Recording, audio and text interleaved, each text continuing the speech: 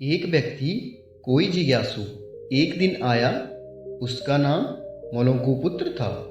एक बड़ा ब्राह्मण विद्वान 500 शिष्यों के साथ बुद्ध के पास आया था। निश्चित ही उसके पास बहुत सारे प्रश्न थे। एक बड़े विद्वान के पास ढेर सारे प्रश्न होते ही हैं, समस्याएं ही समस्याएं। बुद्ध ने उसके चेहरे की तरफ देखा और कहा, मलंकुपुत्र, एक शर्त है।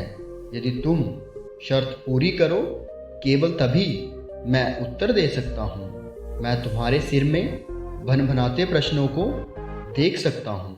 1 वर्ष तक प्रतीक्षा करो, ध्यान करो, मौन रहो। जब तुम्हारे भीतर का शोरगुल समाप्त हो जाए, जब तुम्हारी भी भीतर की बातचीत रुक जाए, तब तुम कुछ भी पूछना और मैं उत्तर दूंगा।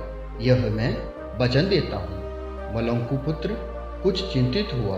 1 वर्ष केवल मौन रहना और तब यह व्यक्ति उत्तर देगा, और कौन जाने कि वे उत्तर सही भी है या नहीं। तो हो सकता है 1 वर्ष बिल्कुल ही बेकार जाए। इनके उत्तर बिल्कुल व्यर्थ भी हो सकते हैं। क्या करना चाहिए? वह दुविधा में पड़ गया। वे थोड़ा झिझक भी रहा था। ऐसी शर्त मानने में इसमें खतरा था। और तभी बुद्ध का एक दूसरा शिष्य सारिपुत्र जोर से हंसने लगा। वे वहीं पास में ही बैठा था, एकदम खिलखिलाकर हंसने लगा। मलंकुपुत्र और भी परेशान हो गया। उसने कहा, बात क्या है? तुम क्यों हंस रहे हो? सारिपुत्र ने कहा, इनकी मत सुनना, ये बहुत धोखेबाज हैं। इन्होंने मुझे भी धोखा दिया। जब मैं आया था, तुम्हारे तो केवल 500 शिष्य हैं, मेरे 5000 थे। मैं बड़ा ब्राह्मण था, देश में भी मेरी ख्याति थी। इन्होंने मुझे फुसला लिया।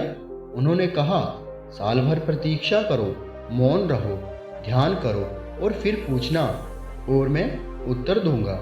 और साल भर बाद कोई प्रश्न ही नहीं बचा, तो मैंने कभी कुछ पूछा ही नहीं। इन्होंने कोई उत्तर दिया ही नहीं। यदि तुम पूछना चाहते हो तो अभी पूछ लो। मैं इसी चक्कर में पड़ गया।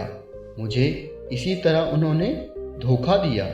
बुद्ध ने कहा, मैं अपने वचन पर पक्का रहूंगा। यदि तुम पूछते हो तो मैं उत्तर दूंगा। यदि तुम पूछो ही नहीं तो मैं क्या कर सकता हूँ? 1 वर्ष बीता। मलंकुपुत्र ध्यान में उतर गया और मौन होता गया। भीतर की बातचीत समाप्त हो गई। भीतर का कोलाहल रुक गया। वे बिल्कुल भूल गया कि कब 1 वर्ष बीत गया। कौन फिक्र करता है? जब प्रश्न ही ना रहे तो कौन उत्तरों की फिक्र करता है? एक दिन अचानक बुद्ध ने पूछा, 1 वर्ष का अंतिम दिन, इसी दिन तुम 1 वर्ष पहले यहाँ आए थे और मैंने तुम्हें वचन दिया था कि 1 वर्ष बाद तुम जो पूछोगे मैं उत्तर दूंगा। मैं उत्तर देने को तैयार हूँ। अब तुम प्रश्न पूछो। मलंकुपुत्र हंसने लगा और उसने कहा, आपने मुझे भी धोखा दिया। वे सारिपुत्र ठीक कहता था। जब कोई प्रश्न ही पूछने के लिए नहीं रहा तो मैं क्या पूछूं? मेरे पास पूछने के लिए कुछ भी नहीं है। असल में यदि तुम सत्य नहीं हो तो समस्याएं होती हैं और प्रश्न होते हैं।